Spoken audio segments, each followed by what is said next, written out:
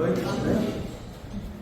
Vamos dar sequência aqui aos trabalhos que são feitos na terça-feira, né? Do Evangelho segundo o Espiritismo e do Livro dos Espíritos, na segunda parte. Tem alguém vindo pela primeira vez? Não?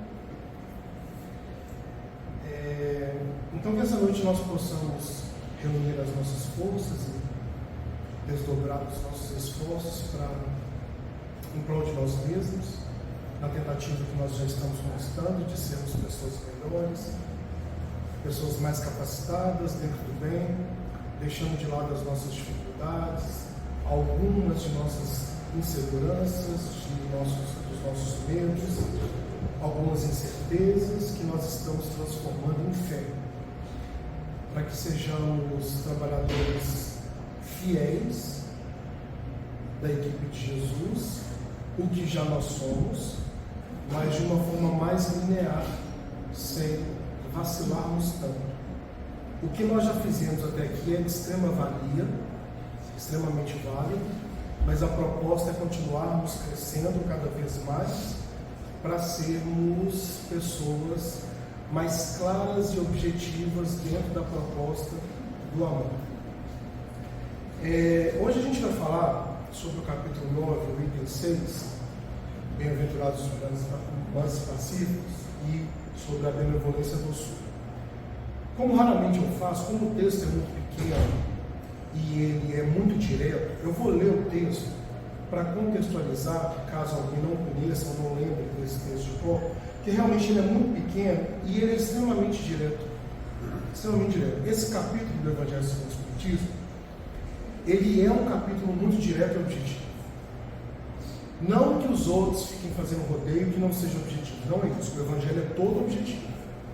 Mas esse capítulo, além dos itens serem pequenos, ele vai muito direto ao ponto. Às vezes sem precisar exemplificar ou sem precisar passar por outros momentos da fala para nós entendermos determinada situação, para facilitar para nós mesmos, tá? Então ele é bem direto e eu vou fazer essa leitura. Mas repito, o Evangelho inteiro ele é muito direto e objetivo, tá? Não tem nada que não esteja sobrando ou fora do lugar não. Está todo linear. Bom, para nós, esse capítulo pode soar um pouco mais direto e objetivo. É o capítulo 9 e o subtítulo do item é afabilidade e doçura. Está lá nas instruções dos Espíritos, né? Os Espíritos nos instruindo sobre determinadas questões que foram faladas antes, ou dando continuidade aos ensinamentos do capítulo. Os Espíritos vão fazer essas ponderações ao longo do Evangelho. Bom, afabilidade e a doçura. A benevolência para com seus semelhantes, fruto do amor ao próximo, produz a afabilidade e a doçura, que lhes são as formas de manifestar-se. Entretanto, nem sempre há que fiar nas aparências. A educação e a frequentação do mundo, nós, estando no mundo, podem dar ao homem o verniz dessas qualidades. Quantos há cuja fingida bonomia não passa de máscaras para o exterior, de uma roupagem cujo traje primoroso dissimula as desformidades do interior. A famosa máscara que a gente já conhece, que muitos de nós ou outros usam ao longo do dia, deformando realmente quem a pessoa é. O mundo está cheio dessas criaturas que têm nos lábios o sorriso e no coração o veneno, que são brandas desde que nada as agaste, mas que mordem à menor contrariedade, cuja língua de ouro, quando falam pela frente, e se muda em dardo peçonhento quando estão por detrás. A essa classe também pertencem a esses homens, de exterior benigno,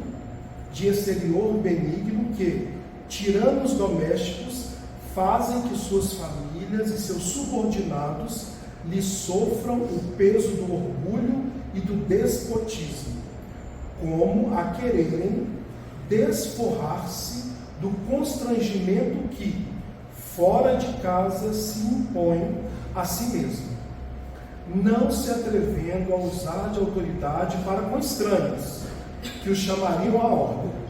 Acham que pelo menos devem fazer-se temidos daqueles que lhes não podem resistir. Envaidecem de poderem dizer: aqui mando e sou obedecido, sem lhes ocorrer que poderiam acrescentar: eu sou, na verdade, detestado.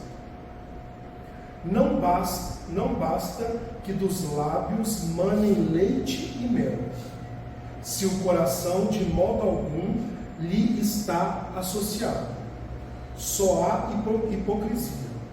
Aquele cuja afabilidade e doçura não são fingidas, nunca se desmente. É o mesmo, tanto em sociedade como na intimidade. Esses, ademais, sabem que se, pelas aparências, se consegue enganar os homens, a Deus ninguém engana. Tá? Lázaro, Paris, 1861. Então, uma leitura rápida, porque é pequeno mesmo, caso contrário a gente ia direto na explicação. Só lembrando que a continuidade desse texto é o item 7, intitulado A Paciência. E, como eu dizia no início, o Evangelho é todo escrito numa ordem universal e natural, da qual os espíritos grandiosos da equipe de Jesus, que escreveram as mensagens que foram passadas para os médiuns, que Allan Kardec organizou, fazem parte. Espíritos que já agem conforme a natureza, tá? Sem muito erro, sem muito desacerto, sem muito ter que refazer alguma coisa, porque o cálculo deu errado. Eles já vão direto no processo natural, como é, por exemplo, crescer de uma árvore. Ela vai crescendo em todas as etapas que a natureza exige. Tá? E a continuidade desse texto, a paciência, o item 7, ele ele apresenta algumas informações mais diretas aqui, objetivas, bem ao ponto, e no próximo, que está intitulado Espírito Amigo, na verdade é Joana de Ângeles. Ela vem trazendo para nós a ideia de, diante de todas essas dificuldades que nós enfrentamos, com essa postura dura de sermos assim e não darmos conta de sermos tão bons em algumas situações, das dificuldades que apontam no nosso caminho e nós às vezes não conseguimos nos estruturar para lidar com as dificuldades. A Joana de Ângeles, intitulada Espírito Amigo, no próximo texto, item, que é o 7, ela traz para nós uma frase muito reconfortante. No segundo capítulo desse item 7, que é o próximo, no segundo parágrafo, ela fala assim: eu sei que a vida é feita de mil nadas, mas tenhamos os esforços suficientes para vencê-los, que é a paciência. E isso traz um complemento do que a gente está lendo hoje, que é o 6, traz para nós um conforto muito grande, porque é fato, e não precisamos mentir, que em muitas situações nós usamos o mascaramento social para entregar algumas dificuldades que nós temos. Não tem por que nós mentirmos para nós mesmos. Não tem. Eu e muitos de nós, às vezes, diante de algumas dificuldades, nós nos apresentamos para suavizar e não desarmonizar alguns ambientes com posturas que ainda nós temos dificuldades em empregar. E que bom Que bom que a gente faz isso. Quando é para manter a ordem do ambiente, que bom. Por exemplo, eu estou no ambiente de trabalho e tem um colega meu que é muito chato. Existem pessoas que são muito chatas, que não têm bom senso, não têm desconfiômetro, não têm postura, e elas realmente incomodam, mas são irmãos que caminham conosco e nós vamos aprendendo mutuamente. O que ele tem eu não tenho, o que eu tenho ele tem. Em determinadas condições da paciência, da tolerância, determinadas posturas de falta de bom senso que esse amigo meu tem, eu não tenho uma dose de paciência. Então o que eu faço? Eu uso para a ordem do ambiente, para manter o controle, eu uso um mascaramento social. Eu peço licença e saio da situação sem dar a minha opinião. Isso é um mascaramento social. Existem outros tipos de mascaramentos sociais. Quando a minha postura externa não condiz com o meu interno, e o meu interno, que não condiz com essa postura externa, acaba prejudicando uma série de situações de pessoas. É completamente diferente. Eu apresento uma pessoa super tranquila, super benevolente, que vai resolver determinadas situações, e na minha intimidade eu sei que eu vou fazer o contrário. Eu sei que eu vou prejudicar, eu sei que eu vou destruir, eu sei que eu vou implicar, eu sei que eu vou fazer uma série de coisas. E qual que é o resultado que difere um outro? O resultado final. Se a minha atitude íntima, mesmo não condizendo com a minha aparência externa, acaba prejudicando uma série de pessoas e situações. Que é muito diferente de quando eu estou tentando melhorar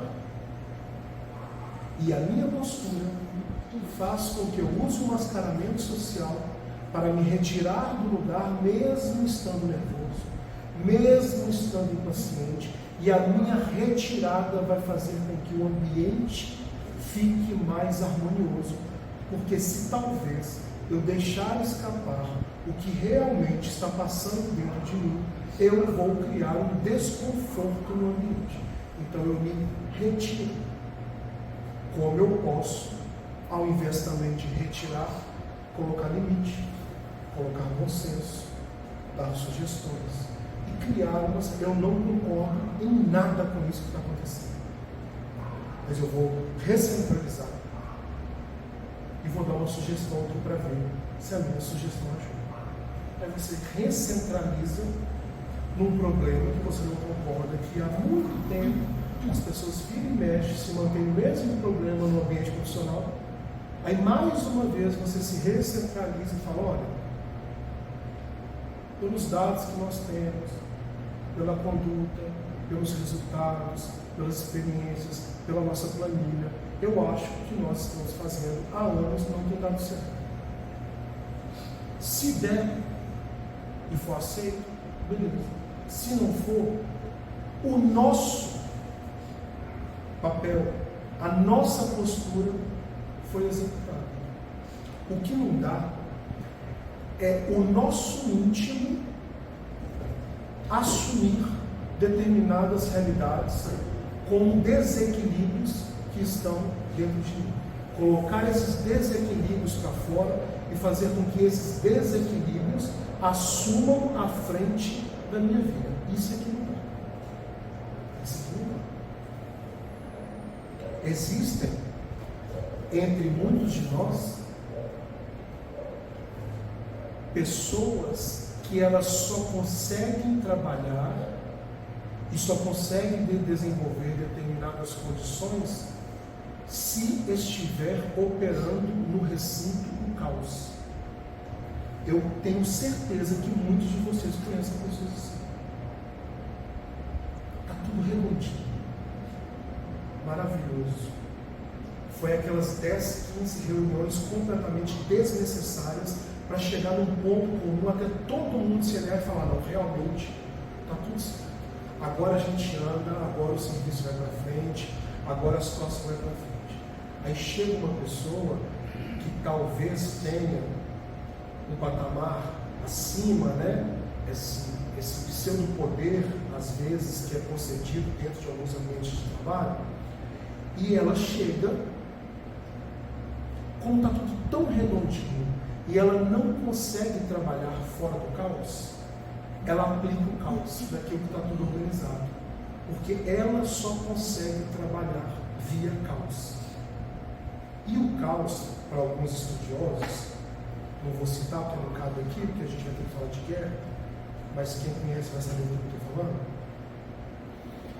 Para alguns estudiosos, o caos é uma forma de deter o controle. E muitas das vezes, fora esse que eu citei, que pode ter o seu poder dentro de uma empresa, muitas das vezes, a nossa insegurança, a nossa falta de conhecimento, a nossa falta de expertise, a nossa falta de espiritualidade, que é normal, não tem problema nenhum, falta de conhecimento, falta de segurança, falta de expertise, tem problema nenhum nisso. Mas às vezes, por não termos determinadas novas posturas nos guiando, nós optamos por seguirmos com posturas antigas que nós já estamos acostumados, porque elas dão menos trabalho, porque nós já as conhecemos. Aí a gente aplica essas posturas, e muitas das vezes não são as melhores posturas a nos guiar. É por isso que nós somos convidados a combater o homem velho. Combater o homem velho não é destruir o homem velho. Quando Pedro fala na sua primeira carta, parágrafo, primeira carta, capítulo 4, versículo 8, quando Pedro fala que o amor cobre uma multidão de pecados, ele não está eliminando os pecados, porque ele fala cobre.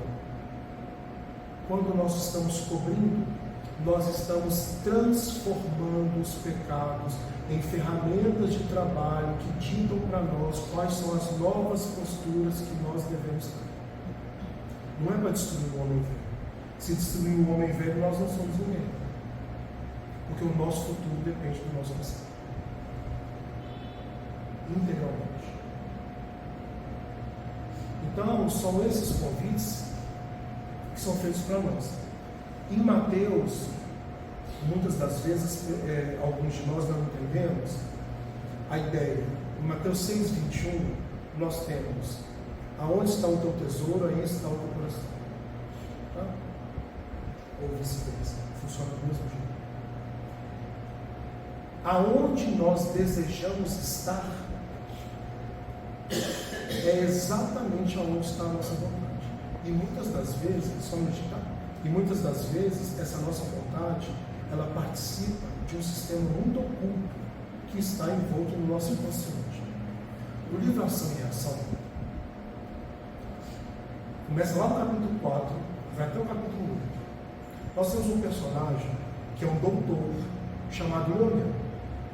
Para quem leu vai lembrar. O Leonel, ele é um doutor formado numa faculdade chamada Os Vingadores. É uma faculdade que existe no plano espiritual para espíritos que querem se especializar em processos obsessivos. Muito contrário daquilo que a gente acha, que o obsessor é todo torto, caído. Não, esquece isso, gente. Vamos quebrar algumas coisas que a gente vem tendo como exemplo popular do espiritismo e vamos nos basear naquilo que realmente está escrito para nós como fonte segura. Existem espíritos doentes, debilitados que nos acompanham, mas existem espíritos de altíssima grandeza intelectual que planejam determinados acúmulos da nossa vida. E o Leonel é um deles.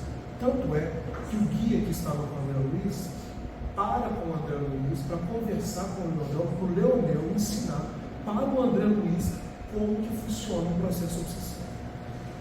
E o Leonel fala o seguinte: muitas das vezes nós não precisamos fazer muita coisa. Nós vamos na base que todo ser humano tem no inconsciente, que são as vontades reais, que muitas das vezes a gente nem conhece conscientemente. Nós implantamos uma semente e a própria pessoa, com os seus atos, faz ela germinar. A gente só assiste. Está lá. Assim é assim. Então, essa base, ela começa a ser trabalhada quando nós ponderamos as nossas atitudes. É quase que um trabalho contrário quando nós não conhecemos quando nós estamos lidando com o nosso inconsciente ou não conhecemos de onde vem algumas dificuldades. Eu pego o resultado, analiso o resultado e faço quase que uma engenharia reversa. Vejo o que causou esse resultado, vejo o que causou o meio que causou o resultado, vou voltando, até mergulhar no meu íntimo. Que é o significado, por exemplo, em Lucas 15, do jovem que foi para a vida e teve a vontade de comer a comida dos porcos, que é a parábola do filho pródigo. Essa ida para a vida é mergulhar dentro de si. Paralítico de Cafarnaum, quando ele sobe na casa e aí sabe, e sabe que sobe, né? É levado para baixo com as cordas e o material e vai ter com Jesus, é a mesma coisa. É entrar na intimidade para encontrar a divindade dentro de nós. Então é um trabalho quase que de engenharia reversa. Foi. A coisa que é simples é essa coisa que você disse, ao invés de destruir pessoas, então você vai criar uma. É mais ou menos essa coisa do Lavoisier. Na natureza nada se tem, nada se cria, se transforma. Porque nós fazemos parte do processo. Porque não existe, por exemplo, vou dar um exemplo do livro Libertação, Saldanha. Quem lê o livro vai lembrar, Saldanha. A inteligência que o Saldanha, para quem não sabe, ele era um diretor, um chefe de setor do Gregório. Os dois eram espíritos extremamente inteligentes. Tá? Só que eles deixavam vazar o desequilíbrio deles. E isso assumiu o controle e começou a prejudicar as pessoas. Mas a mesma inteligência que o Gregório e o Saldanha usavam para o desequilíbrio, o Gregório a gente não tem notícia. O Saldanha a gente tem. A mesma inteligência, mas eu tenho certeza que o Gregório também está no mesmo lugar. A mesma inteligência que o Saldanha usava para promover o desequilíbrio, quando a ficha dele caiu, porque o guia que estava com o André Luiz ajudou ele, e ele percebeu de alguma coisa a mais do que aquela situação que ele vivia, a mesma inteligência que ele usava por um lado, ele começou a usar por outro. É a mesma coisa. Então não tem como eliminar, a gente vai transformar, mas a base do processo é a mesma. Se a gente pega, por exemplo, Calígula. Calígula foi um personagem não, foi um ser da história que cometeu atrocidades. Esse espírito, se a ficha dele já tiver caído, com a força e motivação que ele tinha para fazer as coisas no desequilíbrio, ele vai ter o equilíbrio. Camilo Chaves foi Nabucodonosor e faleceu como Camilo Chaves. A mesma força que ele usou como Nabucodonosor, ele usou como Camilo Chaves e continua utilizando. Napoleão era um espírito de grandeza, deixou-se tomar pela vaidade. O desequilíbrio assumiu o controle. E ele quase que precisou ser retirado do planeta depois que virou o século ali de 1799 para 1800. Ele veio para unificar a Europa para a chegada do Espiritismo. Tanto é que um dos guias protetores de Napoleão era Kardec. Capítulo 28, Kardec e Napoleão, do livro Cartas e Crônicas, tá? Cartas e Crônicas. Então, essa é a diferença entre assumir até 8 e 10 vezes. 8 e 10. Essa é a diferença de deixarmos o equilíbrio ou o desequilíbrio assumir o controle. Mesmo que dentro de nós exista um desequilíbrio, a gente faz com que alguns equilíbrios que nós já sustentamos assumam o controle para nos ajudar a lidar com o desequilíbrio que ainda existe dentro de nós. O bem que nós fazemos é ferramenta de trabalho para lidar com as dificuldades que a gente ainda não dá conta de resolver. Não dá para a gente eliminar o bem. Da mesma forma que eu venho falando, e vou continuar falando, eu acho que a gente precisa disso. Nós não erramos o tempo todo. A gente tem que parar essa ideia. Isso tem que acabar. Erra. Erra feio, às vezes erra. Acerta. Acerta muito, acerta também. Porque senão vira, Deus nos acuda. Se não viver, fica muito mais. Eu preciso ter certeza de quem eu sou. Nem que sejam alguns pontos. Eu sei que se eu entrar nessa discussão eu não dou conta, então eu vou sair calado e vou lá tomar um picolé. Porque eu sei que eu não dou conta dessa discussão. Ponto final. Agora, se eu entrar nessa discussão, pode trazer um caderno, uma caneta, que eu vou falar coisas importantíssimas, dignas de serem anotadas. Porque eu sei que aqui eu arraso. Aqui não. Daqui a pouco eu dou um jeito nisso aqui. Deixa eu aproveitar também que eu acerto aqui.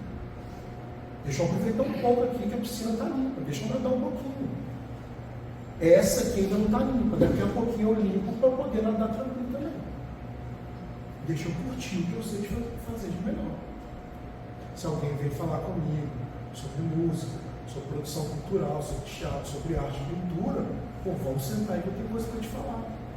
São 24 anos de experiência. Alguma coisa eu tenho que te falar. Não é tudo, é óbvio que não. Mas alguma coisa eu tenho que te falar. Da mesma forma que a gente recebe também. Quando nós pegamos em Mateus 18, nós temos a passagem, o conto, né? A ilustração do credor incompassível. Um servo devia o rei. Aí o rei foi cobrar, estou resumindo, tá, gente? O rei foi cobrar a dívida do servo, que devia 10 mil talentos. Porque, Senhor, vou mandar aprender tudo que você tem. Vou resumindo bem, tá, gente? Pega lá, Mateus 18. Vou mandar aprender tudo que você tem para você não pagar essa dívida aí. Não, me perdoa. Tá bom, te perdoa. Andou, virou primeira direita, segunda esquerda, seguiu reto. Chegou lá na frente, o conservo que devia esse servo estava no caminho. Ele falou: senhor conservo, está me devendo aí 100 denários. Vou pagar agora, que eu nem sabia. Não, meu senhor, peraí. É porque eu estou com dificuldade. Não vou dividir, não vou parcelar, não vou fazer nada, me pagar agora, não tem mais pagar. Então vou mandar aprender tudo que você mandou para mim. Os outros servos do rei, viram o que esse servo fez como conservo. Falou assim: ó rei, ó, o que ele fez lá? Foi lá e mandou prender o servo. Falou: eu não te perdoei? Era para ter feito a mesma coisa no ensinamento que você já tinha. Aí mandou prender o servo. Às vezes, quando o desequilíbrio assume, nós não conseguimos nem parear no nosso arquivo íntimo, que nós já temos referências para lidar com as dificuldades que aparecem na nossa vida. Às vezes nós somos perdoados e na mesma sequência a gente promove situações que nem são parecidas com o perdão que a gente teve, mas que são equivalentes ao perdão que a gente teve e a gente não faz. E lembrando, a título contextual, 10 mil talentos naquela época era uma dívida quase impagável. Um talento, um denário, é a moeda diária de pagamento daquela época. Um denário equivalia mais ou menos a 8 quilos de pães. Um dia de trabalho, um denário. Um talento equivale aproximadamente a 6 mil denários. O homem devia 10 mil talentos. Uma dívida de milhões. E a dívida do servo, às vezes, a nossa condição de aprendizado, de esforço que os Espíritos fazem para nos ajudar, é muito maior para nos colocar no lugar do que o que nós temos que fazer pelo nosso próximo, que é às vezes que a gente dá conta que é pequeno, em torno do que o nosso guia dá conta de fazer, que é muito grande, porque ele já é um espírito maior. Ele sabe que isso aqui é o que ele dá conta, e ele sabe que nós damos conta disso aqui. Então, se é isso que a gente dá conta, é isso que vai ser colocado no nosso caminho. Em Mateus 25 é entregue a quantidade de talentos para cada um, e cada um recebe a quantidade que é de costumeiro. E o que recebeu um talento tinha que ter dobrado. Um era para virar 2, ele preferiu enterrar. Da mesma forma que o servo preferiu enterrar o talento que ele recebeu do rei, e ele tinha que dobrar e passar para frente. Então, essa é a grande diferença em nós nos controlarmos para sermos o melhor possível a cada dia, mesmo tendo as nossas dificuldades. E não deixarmos o descontrole assumir as rédeas da nossa caminhada. Não é para acertar sempre. Não tem como acertar sempre. A felicidade não é deste mundo. Não vai procurar a felicidade eterna que não vai encontrar, não. Não é para acertar sempre. É para ter consciência das atitudes. Pronto, é só isso. O Evangelho traz para nós consciência das atitudes. Os Evangelhos, o Pentateuco, Espírita, consciência das atitudes. É isso que nós precisamos. Saber de onde vem o fogo, saber aonde está a água e saber para onde correr. É só isso. Só isso. Porque quem não sabe o caminho que quer seguir, está apto para seguir qualquer caminho. E isso é o problema. Na profissão, na família, na criação dos filhos, na autocriação, depois que a gente vai para o mundo, na religião, no espiritismo, no catolicismo, no evangelho. A gente precisa saber qual caminho a gente precisa. Tá bom? É sempre muito extenso, é pequeno texto, né? A gente podia citar aqui uma série de coisas, mas que nós temos uma boa noite de estudo, de trabalho, de reflexão, e que o cantinho, que as igrejas continuem sendo daquela porta para fora também. Que as referências possam ir conosco. Bom? Obrigado.